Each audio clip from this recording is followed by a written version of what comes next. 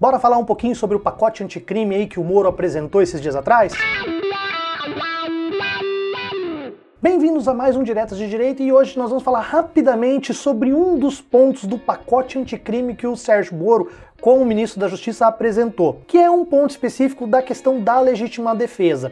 Eu não cheguei a preparar nenhum material mais aprofundado sobre esse pacote de medidas, mas eu vou deixar linkado aqui alguns artigos de texto que eu achei muito bacanas, assim, que analisam e vão a fundo nessa questão do pacote de propostas, né, que alteram diversos artigos lá do Código Penal e do Código de Processo Penal e algumas outras coisinhas ali, se não me engano, na questão de lei de crimes hediondos, altera também um pouquinho na questão da lei de execução penal, né, que é a lei que regula ali como vai se dar o cumprimento da pena e tal. Eu acredito até que eu perdi o time, eu deveria ter preparado um vídeo com mais antecedência, mais aprofundado sobre esse assunto, mas agora acho que já acabou passando ainda, se bem que é um tema que ainda vai dar bastante discussão, só que como todo mundo sabe, ou talvez nem todos saibam, mas a maioria das pessoas que estão aí no canal há mais tempo sabem, eu sou servidor, eu sou funcionário público do Ministério Público do Estado do Paraná, então eu tenho minha rotina, eu tenho meus trabalhos, eu tenho minha função como servidor durante o dia, e eu me dedico na parte das noites a fazer os roteiros, gravar os vídeos, editar. Então às vezes eu acabo,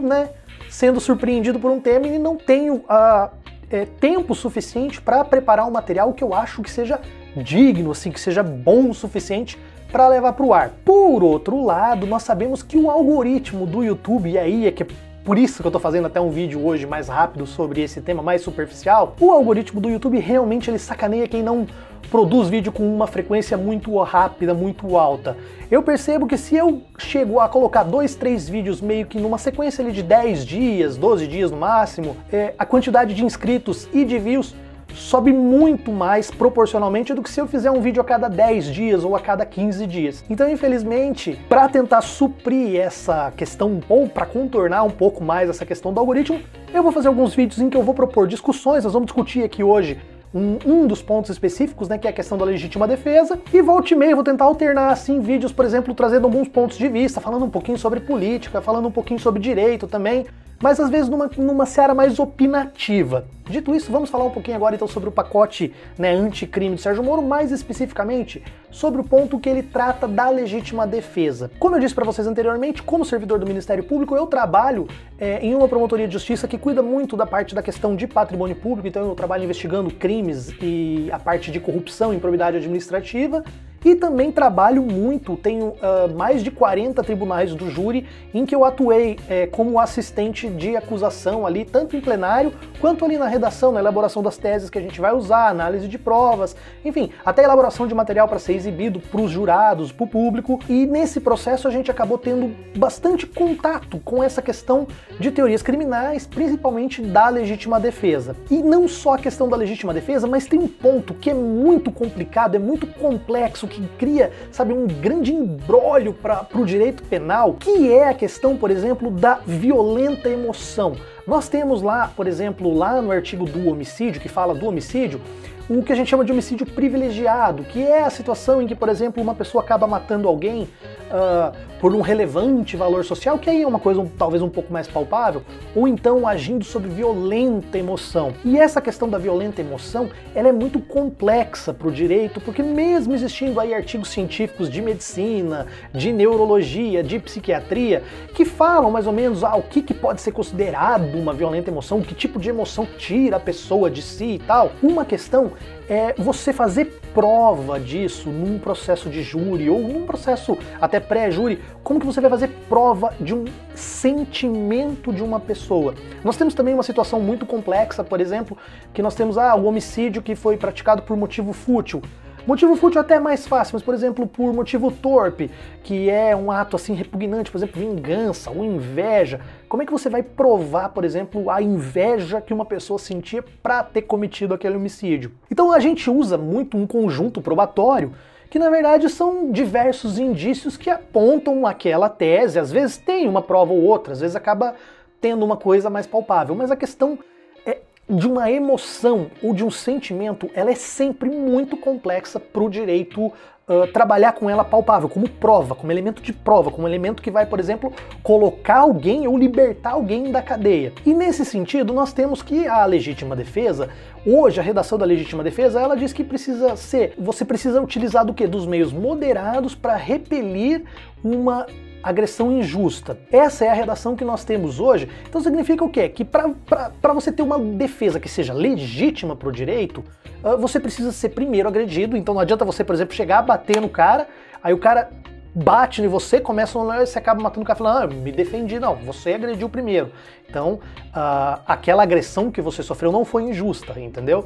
Então você tem que estar sofrendo uma agressão injusta. Por exemplo, alguém chegou para bater, alguém chegou para atirar, alguém chegou para fazer alguma coisa e você vai repelir essa agressão com os meios necessários, moderados. Se alguém vem te agredir, por exemplo, com um soco e pontapé, é uma pessoa mais ou menos igual a você e tal, você tem ali um pedaço de pau, você tem alguma coisa assim, você, sabe, você pode cessar, você pode dar uma paulada, ou você de repente pode dar umas porradas no cara, cessar a agressão e pronto, acabou. Agora, digamos que você, por exemplo, o cara vem te agredir, aí você pega um pedaço de pau e acerta a perna do cara, o cara cai no chão e desiste de agredir você, ou fica se contorcendo de dor, e você continua lá descendo paulada no cara. Isso é o que a gente chama de excesso doloso. Aí você tem a questão, por exemplo, das armas de fogo, né? Por exemplo, você tá armado, você tá portando uma arma, você tá na sua casa, tem uma arma registrada lá, legítima e tal, e de repente alguém entra, tá armado e você dispara e acaba matando essa pessoa.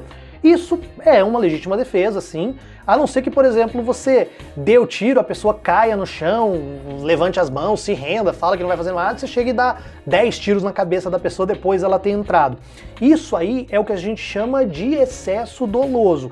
E é isso que muita gente quer que seja liberado, ou quer que possa valer para o direito penal. Não é exatamente isso que o Sérgio Moro apresentou, não, mas é só um detalhe que é uma questão que o próprio Jair Bolsonaro já falou muitas vezes em encerrar ou acabar com essa questão do excesso doloso quando as pessoas, por exemplo, estão invadindo a sua propriedade e tal. Isso é uma questão para outra discussão. A nossa discussão aqui é que numa das alterações lá que o Sérgio Moro está propondo, e o projeto dele acrescentou mais uma questão lá, que se o policial, o agente de segurança, cometeu o homicídio agindo em uma legítima defesa, mas ali de repente ele cometeu o excesso doloso por um excusável medo ou por uma violenta emoção, o juiz pode deixar de aplicar a pena ou aplicar só a metade da pena para ele. Qual que é o maior problema desse que eu estava falando anteriormente? É como é que você vai fazer uma prova de que, por exemplo, um policial realmente esteve diante de uma situação em que ele ficou com medo. Claro, muitas vezes é fácil você entender,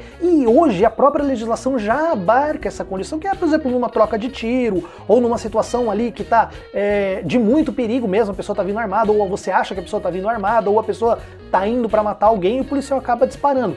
Isso hoje já é considerado para o direito uma legítima defesa de terceiro e tal, então a pessoa não vai ser punida por aquilo. Só que esse projeto do Moro, ele abre uma brecha para que, por exemplo, um policial acabe matando uma pessoa, ou numa situação ali onde não tem nenhuma testemunha desse crime. Como é que você vai provar que aquilo foi uma execução ou que aquilo foi uma legítima defesa motivada por medo? Como que você vai fazer prova que um policial teve medo para matar uma pessoa se, por exemplo, não tem testemunha, não tem nada? O sentimento nesse caso, o medo ou, por exemplo, a violenta emoção que pode passar, de repente você teve uma violenta emoção ali que durou 2, 3 minutos. Como é que você vai fazer uma prova palpável disso pro direito? Então a discussão que eu quero deixar para vocês é essa, é o perigo de você abrir uma porta que você não vai conseguir fechar. Você pode falar, não, vamos ver se caso a caso, se realmente o cara teve numa situação de medo e tal. Mas, gente, medo é um sentimento pessoal. A violenta emoção é uma sensação que passa só pela pessoa. Como é que outra pessoa, por exemplo, vai julgar sem prova, sem uma câmera, sem nada, esse fato? Hoje nós já temos uma polícia que mata e mata muito. É a polícia que mais mata no mundo proporcionalmente. Eu acho que, se não me engano, o estado do Rio de Janeiro, de São Paulo sozinho, mata mais que o dobro da polícia americana, ou mata mais que a polícia dos Estados Unidos inteiro. Alguma coisa nesse sentido. Vou deixar aqui também essa notícia que eu vi. Mas eu também, como trabalho na promotoria, tenho muitos amigos policiais, eu entendo a rotina deles, eu conheço o dia a dia, e eu sei que existem muitos bons policiais que acabam passando apurado ou sofrendo por causa dos maus policiais. Se um policial, por exemplo, ele numa troca de tiros mata um bandido, ele vai ser absolvido, mas ele vai ter que passar, sim, por uma espécie de constrangimento. Acaba sendo um constrangimento que é responder um processo.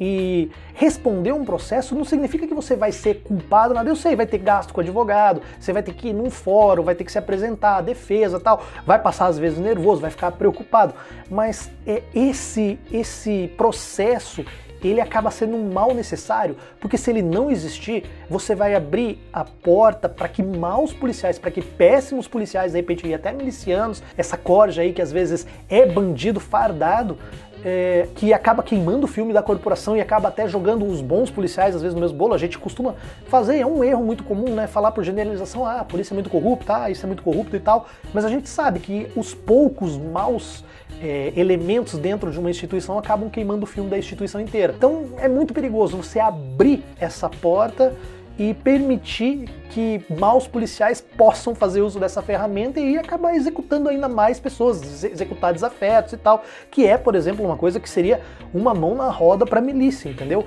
Por exemplo, a milícia, a gente sabe, tem muitos policiais, são pessoas às vezes da segurança pública e tal, que de repente elas, poxa, agora a gente pode usar a própria farda e vir a serviço aqui e acabar com um negócio, e depois a gente mete lá que tava com medo, a gente ficou com medo do cara tirar uma arma, foi violenta emoção, ele me xingou minha mãe, alguma coisa assim. Pá, complicado, né? Então é mais ou menos essa discussão de hoje. Quero que vocês de repente aí participem nos comentários o que vocês acham dessa questão. Não sei se vocês já tinham noção desse problema que a gente tem, né? Dessa problemática que a gente tem com as provas, principalmente quando se trata de sentimentos, de relações subjetivas. Então é isso, se você aí também não é inscrito no canal, pô, dá uma força aí, se inscreve no canal, gostou do vídeo, curta, não gostou, pode dar o dislike, também não tem problema.